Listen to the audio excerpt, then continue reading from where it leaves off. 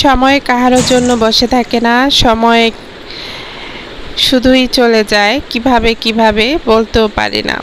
আসসালামু আলাইকুম, Bangla daily simple blog channel থেকে আপনাদের সকলকে স্বাগত জানাচ্ছি। আমি আলপনা।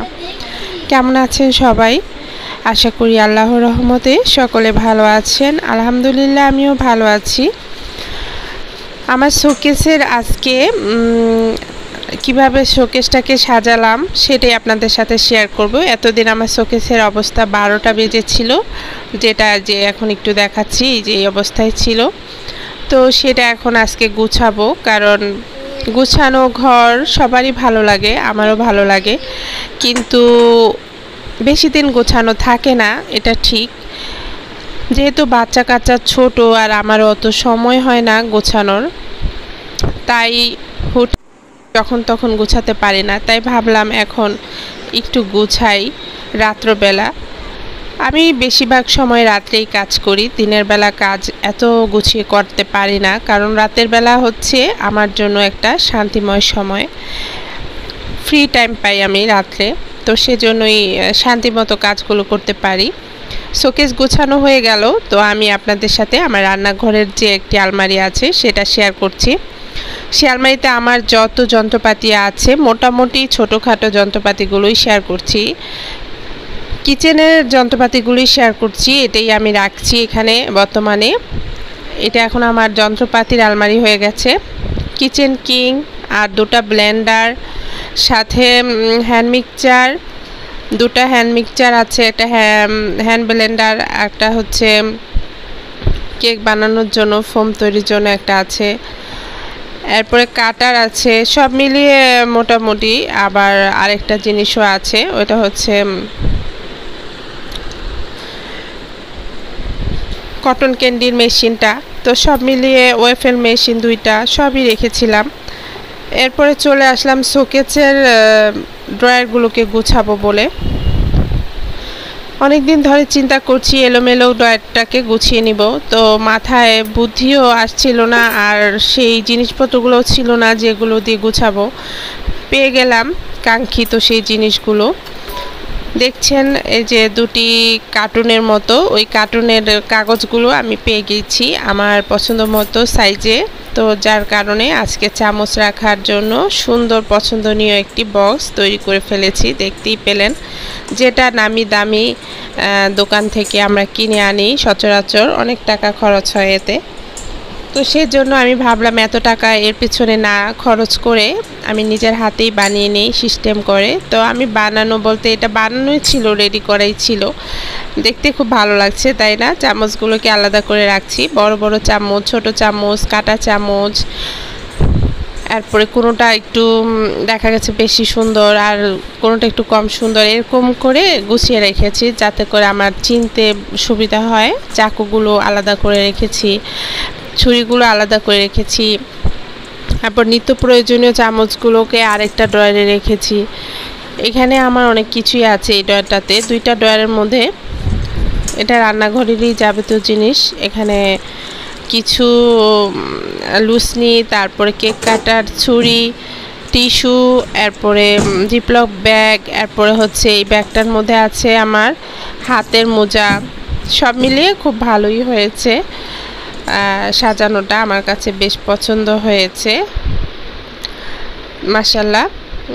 তো এভাবে সাজিয়ে গুছিয়ে রাখলে অনেক কাজের সুবিধা হয়। এরপর আমার এই শোকেস, দেয়াল শোকেসের পাশে এই ফ্রিজের উপর একটু গুছিয়েছিলাম, সেটাও শেয়ার করলাম।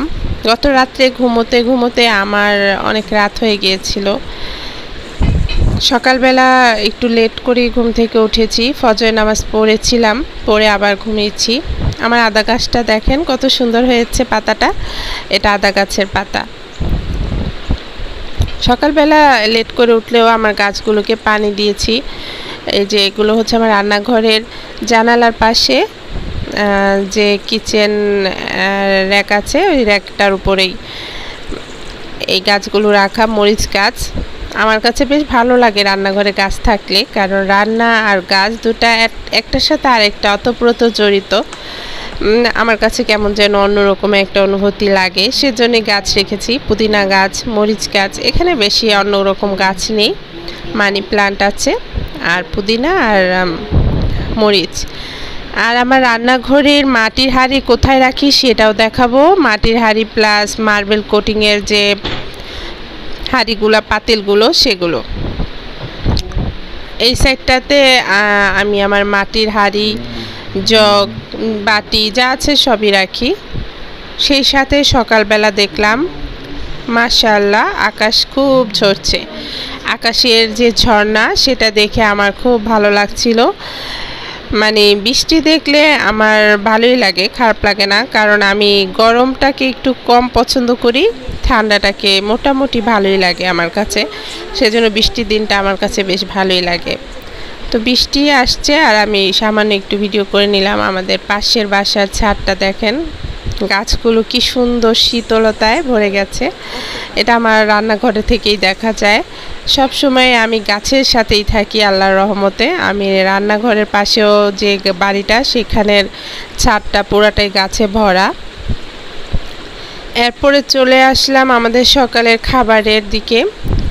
আসলে সকালে কি খাবার খেয়েছি সেটা বড় কথা নয়। সকালে কিন্তু ঘুম থেকে একটু লেট করে ওঠার কারণে রেডি খাবার ছিল না, যার কারণে আমি গত রাত্রে আম এনেছিল, সে আমগুলোই সবাইকে কেটে দিচ্ছি আর আমি নিজেও খেয়েছি। আম তো আমার কাছে প্রচুর ভালো লাগে, আমার পছন্দের একটা ফল। আপনাদের কার কার আম পছন্দ আমাকে অবশ্যই কমেন্টে জানাবেন। এই আমটার অবস্থা দেখেন কি হয়েছে, একদম পোকায় ধরে গেছে। পোকাও না ঠিক, এটা কি আসলে বিদ্যুৎ চমক হয়েছিল কি না এটার উপরে সেটাও আমি জানি না। আমটা কিন্তু খুবই খারাপ অবস্থায় আছে। তারপরে এই আমটার কিছু অংশ খাওয়ার পরে এই আমটা ফেলে দিতে হলো। আসলে দুই একটা আম তো খারাপ পড়বে, এটা স্বাভাবিক। আমরা নিজেরাও জানি না, আর যারা বিক্রেতা তারাও বোঝে না যে ভিতরের আমটা কেমন।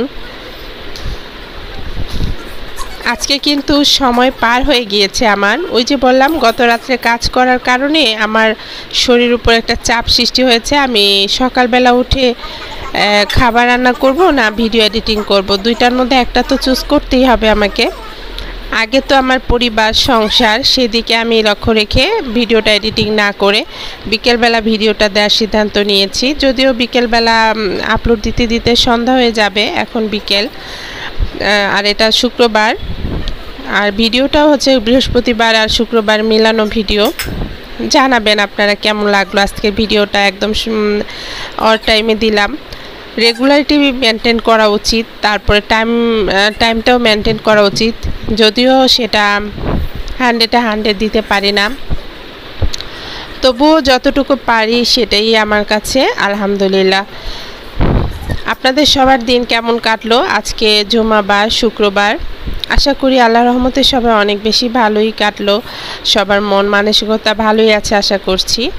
আপনাদের ভিডিও দেখা হয়নি, একটু গ্যাপ পড়ে গেছে ব্যস্ততার কারণে। জানাবেন আমার শোকেস গোছানোটা কেমন লাগলো আপনাদের কাছে। আর শোকেসের যে ড্রয়ারগুলো গুছিয়েছি, চামচ রাখার র্যাক, ছোট ছোট র্যাক বানিয়েছি, সেগুলো আপনাদের কাছে আইডিয়াটা কি ভালো লেগেছে কিনা সেটাও জানাতে পারেন।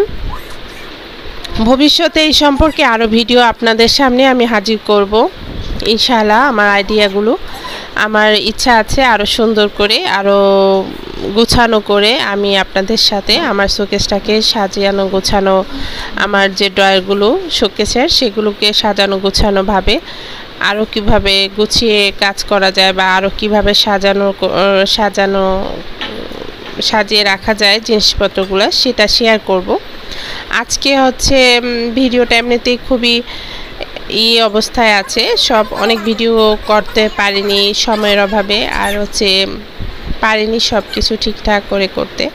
তারপরও যাই পেরেছি এটা নিয়ে আমি অনেক সন্তুষ্ট আছি। ভালো লাগলে অবশ্যই জানাবেন কেমন লাগলো আমার ভিডিওটি। আর হচ্ছে যারা আমার নতুন বন্ধু আছেন, আমার ভিডিওটি যদি আপনাদের বেশি ভালো লাগে অবশ্যই আমার চ্যানেলটিকে সাবস্ক্রাইব করে রাখতে পারেন। আপনাদের ভালোবাসা দিয়ে যেতে পারেন, একটি লাইক দিয়ে দিতে পারেন। এটা আসলে জোর করার কিছু নয়, এটা আপনার নিজের অনুভূতি। আর আমি অনেকগুলো আম নিয়ে বসেছিলাম, সে আমগুলো কাটতে আমার মোটামুটি অনেক টাইম লাগছিল। আর আমার আশেপাশে সবাই ছিল, সবাই খাচ্ছিল, আমিও কিন্তু খাচ্ছি। সকালের নাস্তা বলতে এটাই ছিল। এর পরবর্তীতে 10-11টার দিকে আমরা আবার, এরই মধ্যে আমার খিচুড়ি রান্না হয়ে গিয়েছিল। এরপরে আমি কাঁঠালের বিচি ভর্তা করেছিলাম। সব মিলিয়ে ভালোই কেটেছে আল্লাহর রহমতে। আমি রান্না বান্না করেছি যেগুলো, ওগুলো ভিডিও ক্যাপচারের মধ্যে আসেনি বা রাখিও নি। আজকে আমের এই ভিডিওটা দিয়েই শেষ করার ইচ্ছা আছে। আশা করছি এখানেই শেষ করব ভিডিওটি ইনশাল্লাহ। ভালো থাকুন সবাই, সুস্থ থাকুন। আল্লাহ হাফেজ। আসসালামু আলাইকুম।